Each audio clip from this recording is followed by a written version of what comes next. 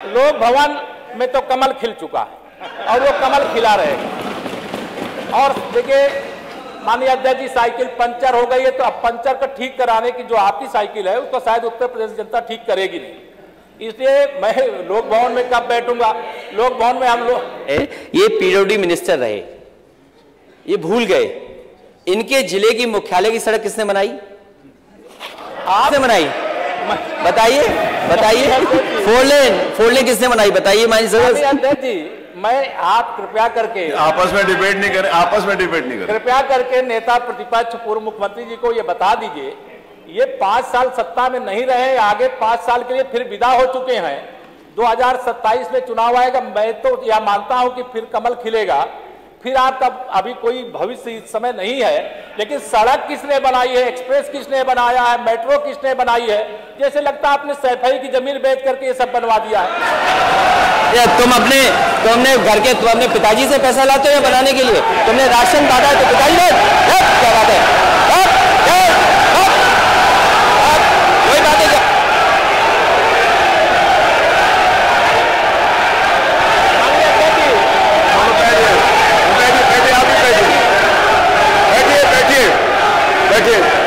आप भी बैठे, राजेश जी आप भी बैठे, सब लोग बैठे, आप भी बैठिए, सब लोग, नेम जी बैठिए, राजीव बैठो, आप भी बैठिए प्लीज, आप भी बैठे, आप बैठिए, जवाब हो गया, उन्होंने दे दिया, आप बैठिए, आप हो गया जवाब, वो नेता है ना माननीय खैर जी ने दे दिया, आप बैठिए, आगे बातचीत चलने दीजिए, बैठिए।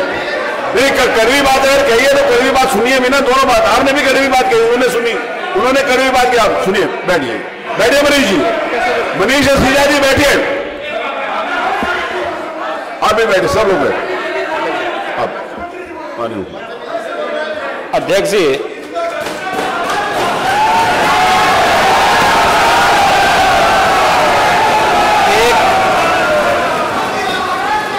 एक घंटे से अधिक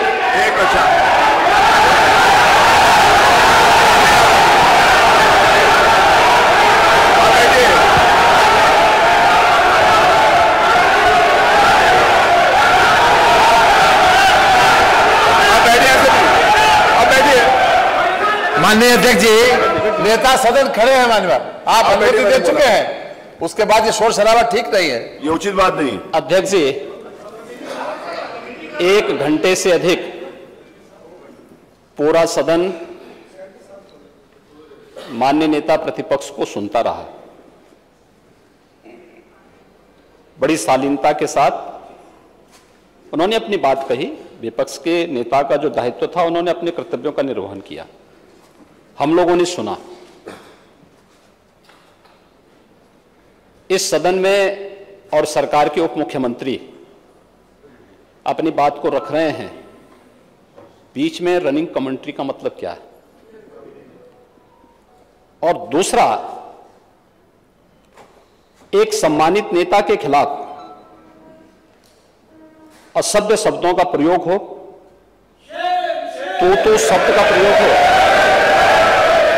तो ठीक नहीं है। और मैं बड़ी विनम्रता से कहूंगा नेता प्रतिपक्ष को कि आपको इतना उत्तेजित नहीं होना चाहिए। देखिए, सफाई की बात नहीं कर रहा हूं मैं, सवाल सफाई का नहीं है। देखिए, हम लोग भी जो विकास कार्य करा रहे हैं, या आपकी सरकार के समय जो विकास कार्य हुए होंगे, ये हमारी ड्यूटी थी। सरकार होती है और हर सरकार को अपनी उपलब्धि को कहने का अधिकार है। माननीय उप मुख्यमंत्री जी ने बिल्कुल सही कहा कि विकास, आपने कहा, आप विकास की जब चर्चा हुई तो उन्होंने जो बातें कही बिल्कुल ठीक ढंग से की थी। आपके यहां के दूसरे नेता या जब माननीय उप मुख्यमंत्री का यहां पर भाषण संपन्न होता, उसके बाद अपनी बात आप लोग कह सकते थे।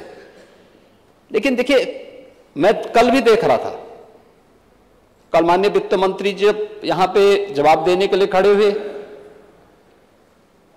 उन पर जिस तरीके की भाषा का प्रयोग उस समय किया गया, आज फिर हम देख रहे हैं। देखिए, लोकतंत्र में हर सदस्य को सदन में अपनी बात रखने का पूरा अधिकार है। और अगर आप कहेंगे तो कैसे इस बात की अपेक्षा रखते हैं कि इस बार से उसका जवाब नहीं मिलेगा? पूरे 1 घंटे से अधिक समय तक पूरा सदन और खासतौर पर सत्ता पक्ष से जुड़े हुए सभी मान्य सदस्यों ने आपकी बात को बहुत ध्यान से सुना। देखिए, सहमत होना ना होना अपना विषय है, नहीं सवाल दूसरा नहीं। देखिए सवाल, देखिए सफाई भी इसी प्रदेश का हिस्सा है। अध्यक्ष महोदय, सवाल ये नहीं है, मैं सुनने को तैयार हूं। अच्छा, मुख्यमंत्री जी बोल रहे हैं, सफाई भी तो इसी प्रदेश का हिस्सा है। नहीं सफाई, देखिए भाषा आप उसको बाद में बोल सकते हैं। देखिए हमारी सहमति असहमति हो सकती है, देखिए हमारी असहमति असहमति हो सकती है किसी बात पर, हम बाद में इस बात को करेक्शन करा सकते हैं, लेकिन तो मैं शब्द का प्रयोग नहीं किया जाना चाहिए और किसी भी असभ्य भाषा का प्रयोग नहीं होना चाहिए।